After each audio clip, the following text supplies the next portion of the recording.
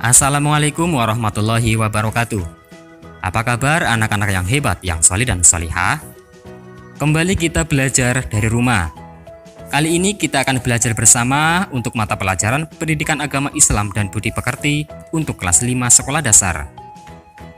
Kali ini kita akan belajar dengan tema mengenal nama Allah Subhanahu wa Ta'ala dan kitab-kitabnya.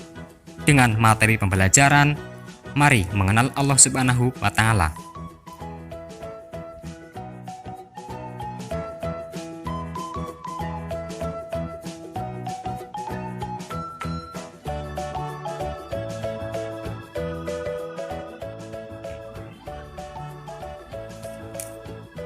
Anak-anak yang solih dan solihah, terlebih dahulu marilah kita berdoa kepada Allah.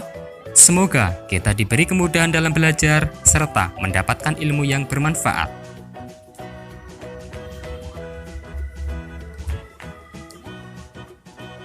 Mari mengenal Allah Subhanahu wa Ta'ala. Mengenal Allah Subhanahu wa Ta'ala melalui Asmaul Husna. Asmaul Husna artinya nama-nama Allah yang indah dan agung. Asmaul Husna menunjukkan kesempurnaan Allah Subhanahu wa Ta'ala. Jumlah Asmaul Husna ada 99. Asmaul Husna ini hanya dimiliki oleh Allah Subhanahu wa Ta'ala. Mempelajari Asmaul Husna Allah Subhanahu wa Ta'ala artinya belajar mengenal Allah Subhanahu wa Ta'ala lebih dekat. Kita dianjurkan untuk senantiasa menyebutnya dalam setiap zikir dan doa. Di antara 99 nama Asmaul Husna yang akan kita pelajari kali ini hanya 4, yaitu Al-Mumit, Al-Hayyu, Al-Qayyum, dan Al-Ahad. Al-Mumit mengandung arti yang maha mematikan. Kehidupan di dunia hanya sementara. Banyak cara yang bisa Allah Subhanahu wa Ta'ala perbuat untuk mematikan makhluk ciptaannya jika waktunya telah tiba.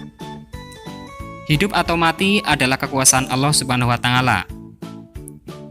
Seorang muslim yang soleh akan selalu ingat kepada Allah Subhanahu wa Ta'ala dan ia tidak akan pernah merasa takut terhadap kematian. Kematian bukanlah sesuatu yang ditakuti, akan tetapi kematian adalah tangga menuju kebahagiaan abadi di akhirat kelak. Al-Hayyu yang maha hidup.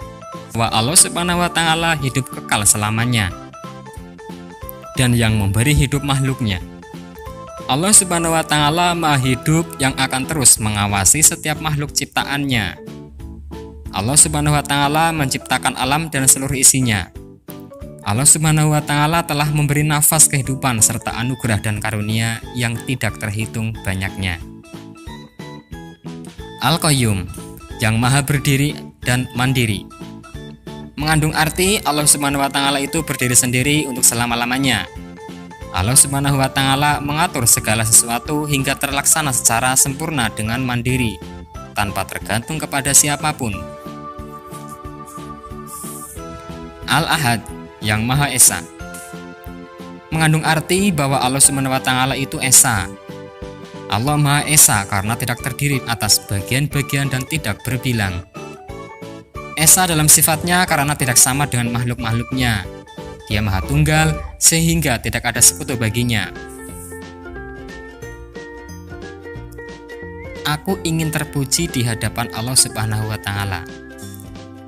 Asmaul Husna harus kita teladani dalam kehidupan sehari-hari.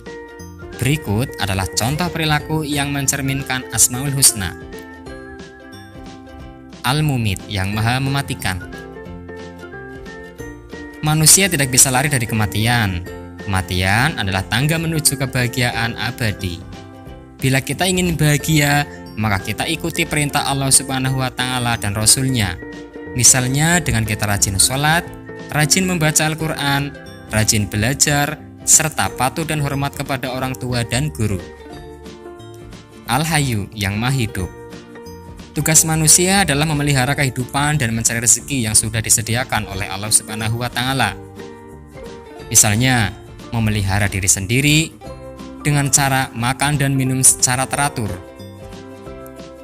Selalu memelihara kebersihan agar tetap sehat, sedangkan perilaku membantu kelangsungan hidup orang lain, misalnya bersedekah dengan cara memberi makan, minum, dan membantu kesehatan orang lain yang membutuhkannya.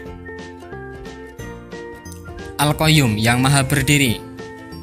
Allah Subhanahu wa Ta'ala memberikan pendidikan kepada manusia supaya hidup tidak selalu bergantung kepada orang lain.